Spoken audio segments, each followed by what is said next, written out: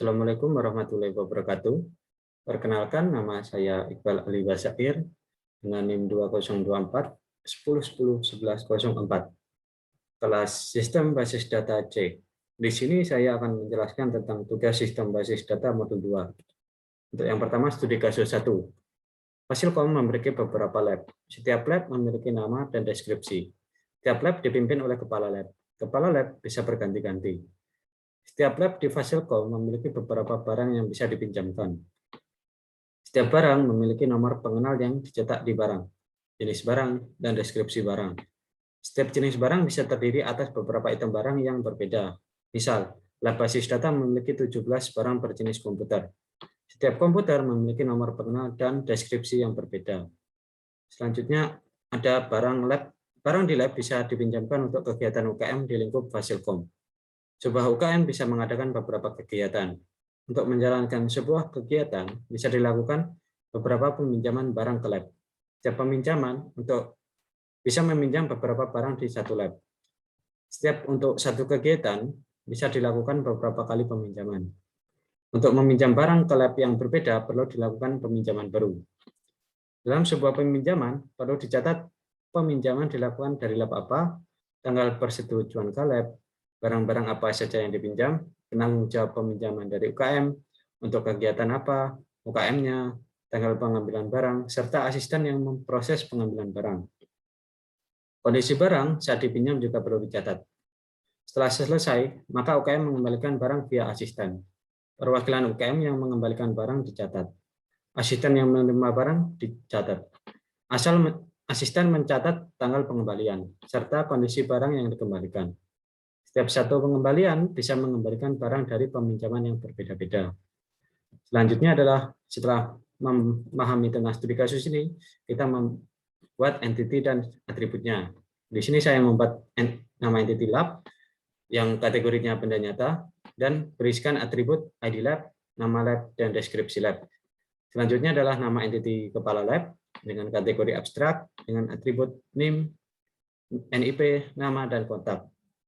Selanjutnya adalah entity barang dengan kategori benda nyata.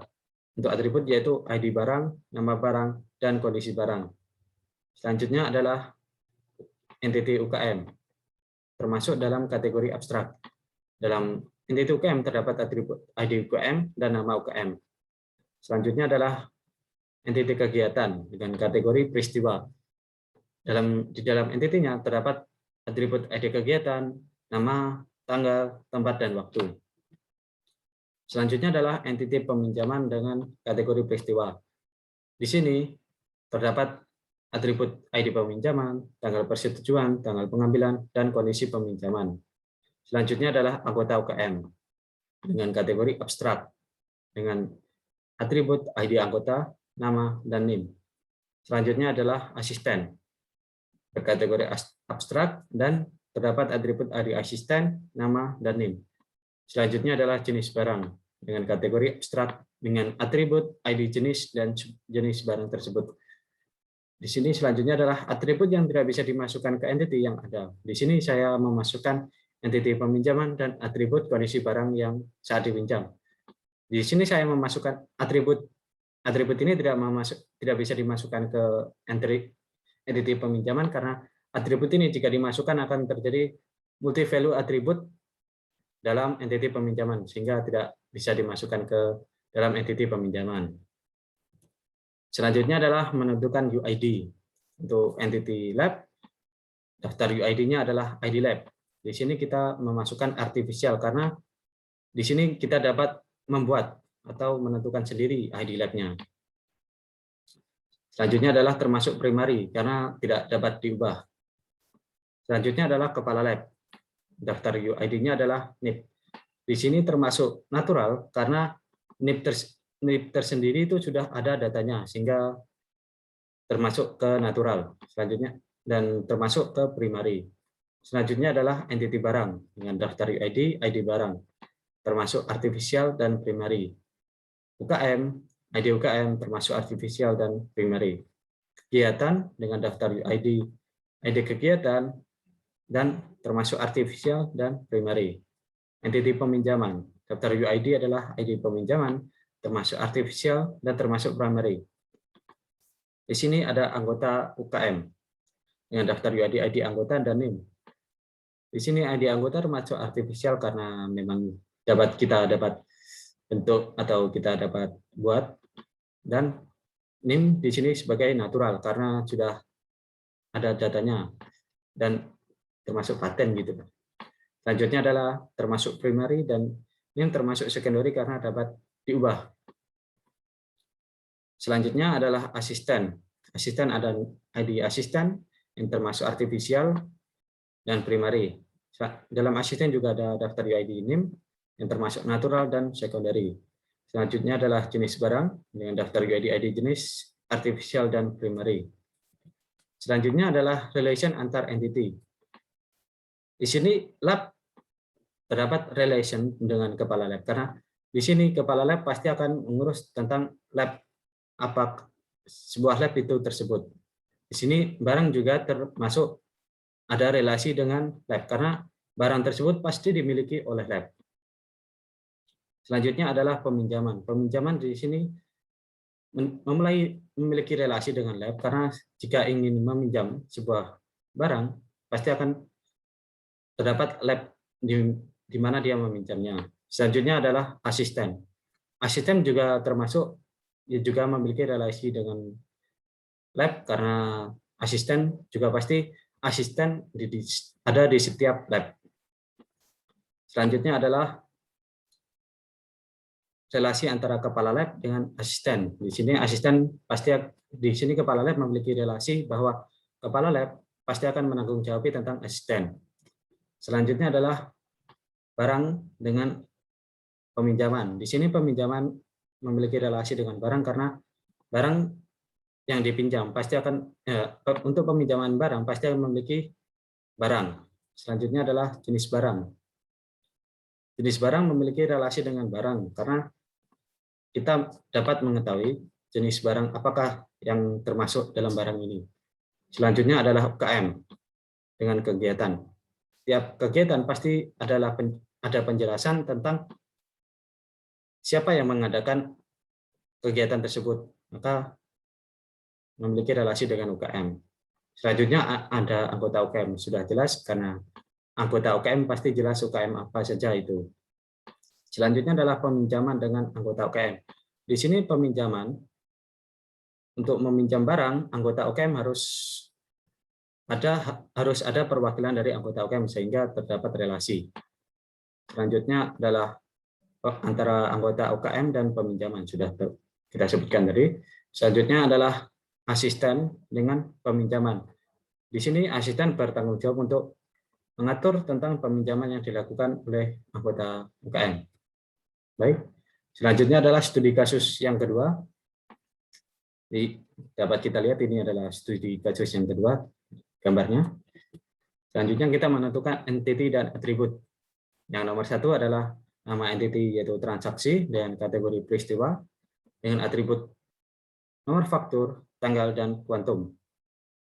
Selanjutnya adalah nama entity part atau kita biasa spare part lah, dengan kategori benda nyata dengan atribut kode part, nama part, harga, stok, dan diskonnya. Selanjutnya adalah nama entity mekanik dengan kategori abstrak dengan atribut ID mekanik, nama, dan nomor telepon. Selanjutnya adalah service, kategori yaitu abstrak dengan atribut kode service, jenis service, harga, dan diskon. Selanjutnya adalah entity bengkel dengan kategori benda nyata dengan atribut ID bengkel, nama bengkel, alamat, dan telepon. Selanjutnya adalah kendaraan dengan kategori yaitu benda nyata dengan atribut nomor polisi, nama pemilik, merek, warna, dan juga tahun. Selanjutnya adalah kasir, yaitu kategorinya abstrak dengan atribut ID kasir, nama kasir, dan juga telepon. Di sini ada atribut yang tidak bisa dimasukkan ke entity yang ada, yaitu atribut kondisi kendaraan dan tipe kendaraan yang tidak dapat masuk ke entity kendaraan. Karena jika masuk, maka akan terjadi multi-valued atribut, sehingga tidak bisa masuk ke kendaraan. Selanjutnya adalah menentukan UID. Di sini entity transaksi dengan UID-nya nomor faktur, dengan artificial karena dapat kita buat sendiri dengan primary. Selanjutnya adalah part dengan kode part karena kita masukkan natural karena kode part pasti sudah ada sendiri dan tidak bisa diubah kembali dengan primary. Selanjutnya adalah mekanik dengan daftar UID, ID mekanik, artificial, dan primary. Service, kode service, artificial, dan primary. Entity bengkel dengan UID, ID bengkel, dan telepon, artificial dan natural, dan primary secondary. Selanjutnya adalah entity kendaraan dengan daftar UID nomor polisi, natural, primary. Nama entity kasir dengan daftar UID ID kasir dan telepon, artificial, natural, primary, dan secondary. Selanjutnya kita menentukan relation antar entity. Di sini ada transaksi dengan part, di mana di dalam transaksi sudah dapat dituliskan dengan part-part apa saja yang dimasukkan. Selanjutnya adalah transaksi dengan mekanik. Di sini mekanik dimasukkan ke dalam daftar-daftar transaksi untuk mengetahui siapa yang mekanik yang melakukan service. Selanjutnya adalah service. Di sini termasuk memiliki relasi dengan transaksi karena kita perlu memasukkan jenis service apa yang ada dalam transaksi. Selanjutnya adalah bengkel dengan transaksi. Selanjutnya adalah kendaraan dengan transaksi. Kita perlu memasukkan juga jenis kendaraan apa yang ada dalam transaksi ini. Selanjutnya adalah kasir dengan transaksi, karena kita perlu mengetahui siapa yang melakukan transaksi tersebut. Selanjutnya adalah kendaraan dengan part. Tentu saja ada relasi karena kendaraan pasti memerlukan part-part untuk servisnya. Selanjutnya adalah mekanik dengan bengkel. Di setiap bengkel pasti memiliki mekanik tersendiri-sendiri. Selanjutnya adalah kendaraan dan mekanik. Untuk menservisnya, kendaraan pasti memiliki mekaniknya sendiri. Selanjutnya adalah kendaraan dan servis. Di sini kendaraan pasti akan memiliki untuk servis sendiri, misal kendaraan motor dengan servis motor. Selanjutnya adalah kendaraan dan bengkel. Di sini kita ada relasi karena di sini kita melakukan servis kendaraan. Di kendaraan itu masuk di bengkel di mana gitu.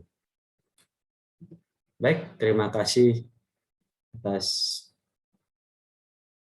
terima kasih. Sekian, terima kasih. Wassalamualaikum warahmatullahi wabarakatuh.